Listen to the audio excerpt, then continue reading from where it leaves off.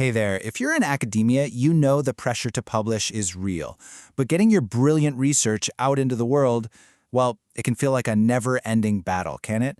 So in this explainer, we're going to dive into how you can turn your writing from a huge challenge into your biggest asset. Let's just get right to it. This is the question that keeps so many brilliant researchers up at night.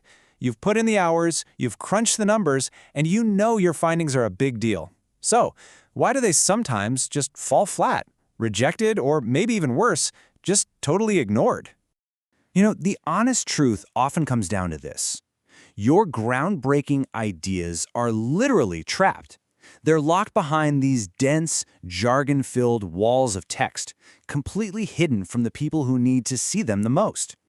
Yeah, we're calling it the Great Wall of Text, because that's what it is. It's the biggest barrier between your work and the impact it really deserves. But, and this is a big but, it's a wall that you can absolutely learn to tear down. Now you might be thinking, okay, so I just need to get better at writing. But, it's actually a little deeper than that. The real secret here is to completely shift how you think about the whole act of writing in the first place. The most powerful tool in your entire toolkit? It's getting inside your reader's head. The best writers out there understand the psychology of how our brains actually process information. And once you start thinking like your reader, it changes everything. So how do we do that? Well, we're going to focus on two really powerful ideas from cognitive science. First, we'll talk about something called cognitive load, and then we'll get into a little thing called cognitive bias. Think of this as our game plan for writing that really makes a mark. All right, first up, cognitive load. It sounds technical, but it's simple. It's just the amount of brain power your reader needs to use to understand you. If you overload them, and it's easy to do, their ability to actually get your point just, nosedives. And get this, the data on this is kind of shocking. Research shows that as your sentences get longer, comprehension just falls off a cliff. With a 20-word sentence, your reader gets about 80% of what you're saying. Pretty good. But push that to a 50-word sentence, they only understand half of it. You're losing your audience in real time. Let's make this real. Take a look at the sentence on the left. It's a 30-word beast, right? It's jamming together the what, where, who, and why all at once. Now, look at the right. Same info, but we've split it into two short, clean sentences. It's just easier.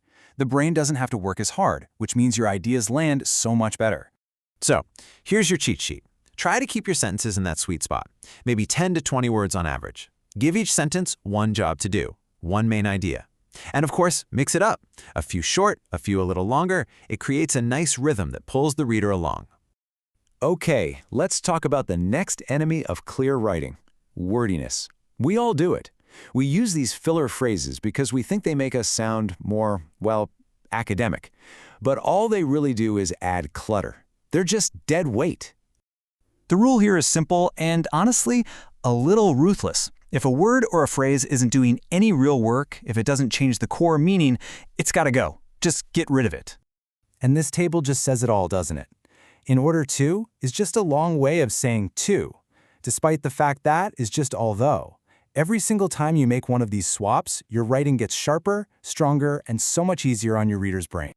So, once you've tightened up your sentences, we've got to tackle another, much sneakier trap, the trap of your own expertise.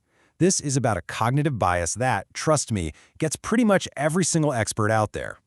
It's called the curse of knowledge, and it's exactly what it sounds like. The more you know about something, the harder it is to imagine not knowing it. So we automatically assume our readers know all the jargon, all the background, and that is a massive, massive mistake. Here's a perfect example. Look at the sentence on the left, and that word, they. Who are they? The researchers? The students? The reader has to literally stop, go back, and try to figure it out. It completely breaks their flow. But the sentence on the right? It's crystal clear. Zero guesswork needed. So how do you break the curse? You have to become a bridge builder for your reader. Define your terms right away. Tell them exactly what problem you're solving. And don't just throw data at them. Tell them why it matters. Your job is to hand them all the context they need to see why your work is so important. And, this is where it all comes together. When you make the effort to lighten the mental load and you escape that curse of knowledge, something really cool happens. You stop writing just to document things, and you start writing to make a real impact. Now, this might be the most important takeaway of all. There's this fear in academia that writing clearly is somehow dumbing down your work. That is absolutely not true.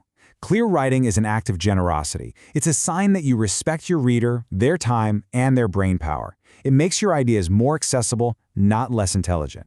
So I'll just leave you with this final thought. We get so caught up in measuring success with things like citation counts, but what if we aimed for something different? What if, by communicating your research this way, you could do more than just get published? You could actually share your work in a way that changes how someone sees the world. What if that was the real measure of impact?